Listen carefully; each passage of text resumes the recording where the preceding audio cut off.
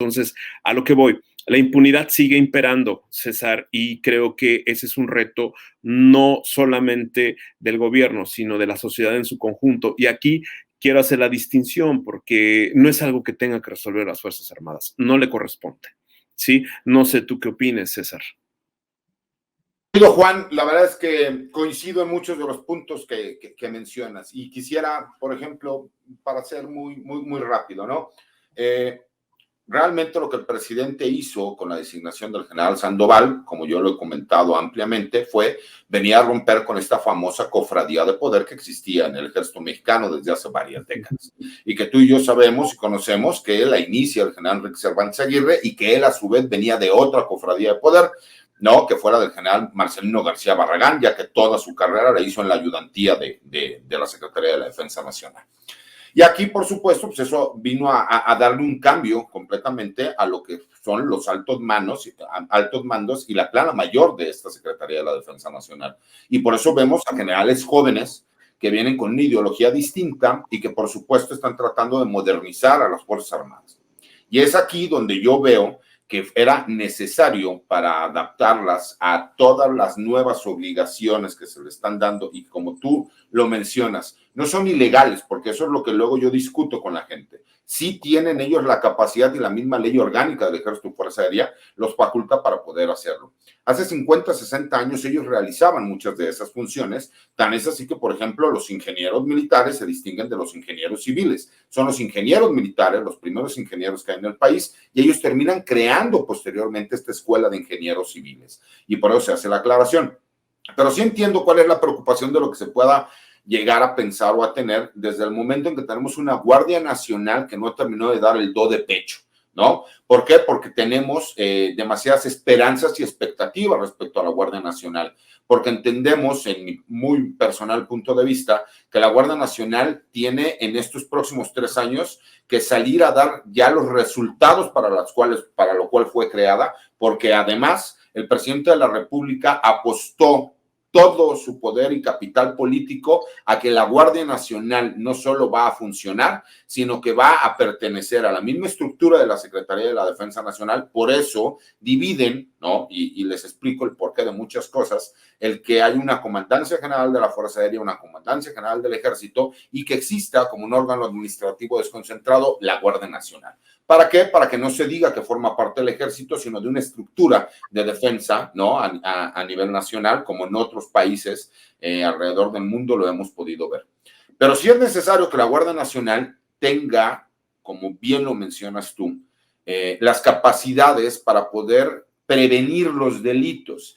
Y el problema que viene aquí, y como bien lo abordas, la impartición de justicia no tiene que ver con las Fuerzas Armadas, ni siquiera con las fuerzas policíacas. Tiene que ver con el trabajo de las fiscalías, desde la Fiscalía General de la República y cada una de las fiscalías que hay en los diferentes estados o los que tengan todavía procuradurías, que me parece que por ahí son algunos. ¿Y cuál es la famosa problemática que nosotros tenemos? Hablamos de las facultades, ¿no? Por eso muchas veces se habla de que se está militarizando el país con desconocimiento, a mi punto de vista, porque no creo y no entiendo que quieran confundir o meter un término como militarización cuando no vemos la aplicación de leyes militares, ni de juzgados militares, ni de ministerios públicos militares. Si bien es cierto, estamos viendo la utilización de Fuerzas Armadas en muchas de las tareas que la gente creería o consideraría que no le corresponden, pero que esta misma ley del Ejército y Fuerza Aérea les faculta. Que no estamos muy acostumbrados, es posible, si me explico, pero las facultades legales las tienen. Que ahora sean retomadas para dejar de hacer negocios entre particulares, como lo hicieron en todos los sexenios anteriores, bueno, eso es distinto. Y por supuesto que van a ser criticados porque son el caballito de batalla de la Cuarta Transformación y porque el presidente se siente apoyado por las Fuerzas Armadas. Es tan sencillo que hemos visto en este momento todos los cambios que están dando el gabinete, porque ya viene la parte complicada, es ¿cómo vamos a cerrar el sexenio? ¿Qué es lo que va a trascender el día de mañana para la historia?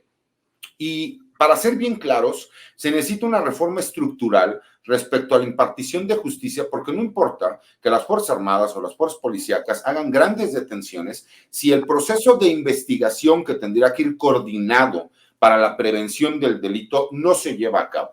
Y no se lleva a cabo por diferentes circunstancias. porque todo el mundo habla de la corrupción. Yo creo que el grave problema en México es la impunidad y después es la corrupción. Porque si nosotros vemos que el que comete un delito realmente es castigado, te aseguro que el que es corrupto se lo va a pensar 2 veces para poder llevar a cabo todas esas actividades ilícitas. Pero ¿qué pasa aquí? Que nosotros le seguimos exigiendo al policía, le seguimos exigiendo al Guardia Nacional, le seguimos exigiendo a las Fuerzas Armadas que ellos nos vengan a dar soluciones que no tienen que ver con el ámbito de su competencia. Porque si bien es cierto, ¿cuántas detenciones hemos visto que terminan realmente en sentencias, no? Y ese es el grave problema que tenemos. Pero aparte es porque las estructuras que nosotros tenemos están mal realizadas. ¿Por qué? A ver, cuando tú ves a un agente del Ministerio Público que tiene entre 300, 600 carpetas que tiene que manejar durante un año, nosotros queremos exigirle, y ya no hablemos de complicidad ni de corrupción, hablemos simple y sencillamente con el exceso de trabajo que tienen. Esas 600 carpetas de investigación que él tiene que defender, que tiene que ir a un juzgado y que aparte no se le autoriza a él cometer ningún error porque quien tiene los derechos es el presunto delincuente, pues obviamente ya llevan una gran desventaja. ¿Por qué? Porque yo te puedo decir que a lo mejor un abogado como yo no llevo más de 50 carpetas o de 50 asuntos en un año. Y simple y sencillamente voy a tener mayores capacidades, más personal, mejores recursos para poder hacer una defensa adecuada de un presunto delincuente. Y ahí es donde viene nuestro problema y que desafortunadamente tiene que ver con la percepción de la gente. Y yo creo que tú le atinas exactamente cuál es el problema. La impartición de justicia en México tendría que ir de la mano, incluso con la creación de esta Guardia Nacional, en cuanto a los mejores mecanismos. ¿Por qué? Porque cuando ya entramos a este famoso sistema, en donde después de que se realice una investigación, tienes que pasar por una fiscalía y de ahí presentarlo ante un juzgado, ya pasaron 3 filtros distintos en donde forzosamente se cometió algún error que pudiese ser tomado en consideración como una violación al debido proceso y entonces se vuelve a dar la impunidad. Y creo que es el problema más grave, mi querido Juan, que no hemos observado de forma correcta y que maliciosamente se lo terminamos achacando a las fuerzas del orden cuando no tendría que ser así. Sí, bueno, te resumo lo que acabas de decir, justicia transicional, ¿no? En el año 2000 tuvimos una alternancia en la presidencia de la República, no una transición democrática, una alternancia partidista. No cuajó la reforma de Estado que esperábamos, ¿sí?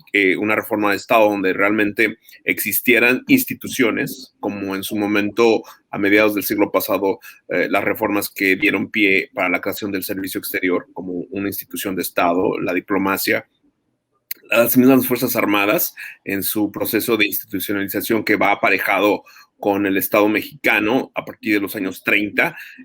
No tenemos en su equivalente algo así con la Fiscalía General de la República o las Fiscalías de los Estados, ¿sí? Eran oficinas del gobernador o del presidente en turno. O sea, no hay investigadores criminales profesionales, ¿sí? No hay una investigación real de los delitos, es decir, y por real me refiero más allá de las declaraciones y testimonios, muchos de ellos obtenidos bajo tortura, para configurar presuntos delincuentes, ¿no? Creo que hay un grave problema, sí, es un problema sistémico en la parte de procuración de justicia. Esto lo ligo con lo que mencionas de las reformas estructurales que hacen falta. Es una reforma de Estado que está pendiente desde hace más de 25 años, ¿no? Pero también tiene que ver con el hecho de utilizar a las Fuerzas Armadas como penicilina ante el cáncer que ha significado la seguridad en nuestro país. Sobre la militarización, yo creo que lo que hace falta en este momento para el actual régimen es ser congruente en lo que dicen con lo que realmente necesita este país, que es mayor transparencia y controles civiles, sí, sobre las Fuerzas Armadas. Es un tema que tiene más de 20 años que se discute en las academias y en los círculos profesionales de análisis sobre temas de seguridad nacional, donde las Fuerzas Armadas por muchísimo tiempo siempre han estado fuera de la auscultación de las instituciones civiles, ¿no? En este caso, pues comisiones de derechos humanos, Fiscalía General de la República, ¿no? También hay una parte donde no se corresponde el hecho de colocar como todólogos a los militares cuando tú bien lo señalas, ¿no? Hay una responsabilidad constitucional que ellos tienen, unas atribuciones constitucionales que ellos tienen, pero también hay una necesidad de gobierno porque participen dentro de las labores y políticas que este gobierno está llevando a cabo. Eso es muy válido.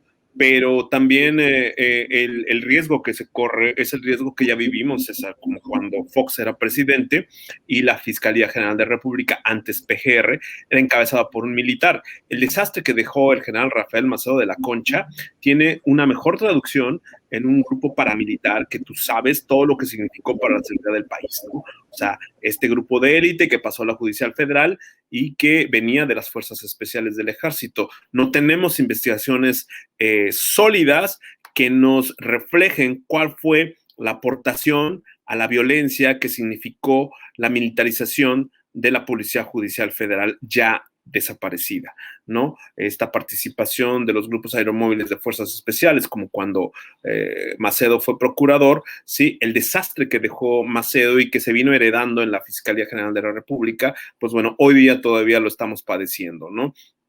Creo que ahí, César, sí es una parte donde es verdaderamente escandaloso el vacío que tiene el Poder Legislativo. No tenemos un Poder Legislativo a la altura de los reclamos que piden la sociedad, las leyes que hacen falta y que se apliquen y se respeten estas leyes, ¿sí? A eso me refiero cuando son las fallas sistémicas también, ¿sí? Entonces, creo que sí, el hecho de utilizar a las Fuerzas Armadas para todo, como ha sido estos últimos 3 años, sí se corren distintos riesgos, más allá de que estemos o no de acuerdo con el tema de la militarización. Finalmente, los militares están en todos lados, menos donde deberían de estar, que es en la Cámara de Diputados. Por primera vez en esta legislatura que comenzó esta semana, la 65 legislatura en San Lázaro, no hay un solo militar en la Cámara de Diputados. ¿Esto qué quiere decir? Que en la discusión de las leyes que tienen que ver con las Fuerzas Armadas no hay una voz que pondere con la experiencia que implica estar en servicio en filas, ¿sí? Todas las leyes que se van a discutir. Sí, en otro momento lo hubo por parte de los partidos que estaban representados en la presidencia de la República, PRI, PAN, etcétera. Entonces, hubo legisladores de oposición en el extinto, o todavía por ahí, creo que está el PRD, hubo legisladores, sí, que se identificaban con las corrientes progresistas y que estuvieron en la tribuna en San Lázaro y en el Senado, ¿sí? Discutiendo, analizando, proponiendo leyes que dieran un mejor cauce a la labor que realizan las Fuerzas Armadas en nuestro país. En esta legislatura, la segunda para concluir el sexenio de López Obrador, no hay un solo militar en ambas cámaras, César. Sí, por supuesto, no, eso me queda claro, mi querido Juan, pero también tiene que ver, yo creo, que es que el presidente quiso mandar un mensaje claro. Sí, como siempre, en todos los sexenios anteriores, se tenía un pacto entre el secretario de la Defensa y el presidente de la República, donde el secretario de la Defensa terminaba designando a qué militar retirado es el que iban a nombrar como diputado o senador. Pues obviamente en este sexenio, con toda la carga de trabajo que se les ha dado, con todo lo que se ha apoyado, el presidente yo creo que consideró, si me explico, el que no pudiese existir una situación en donde se pudiera malinterpretar que incluso los militares llegaban nuevamente a la Cámara de Diputados y seguir con este famoso tema de la militarización.